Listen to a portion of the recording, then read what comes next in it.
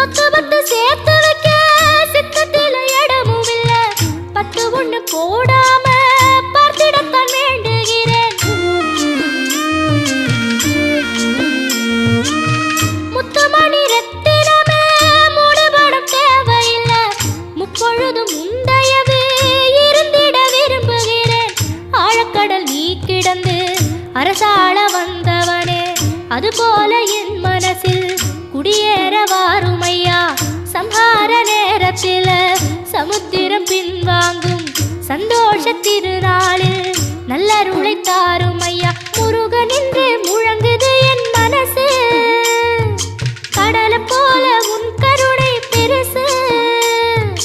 உப்பு காத்து ஊத காத்து சுத்தும் கடலுக்கரைய பார்த்து சத்தியமா கோயில் கொண்ட சுபையா.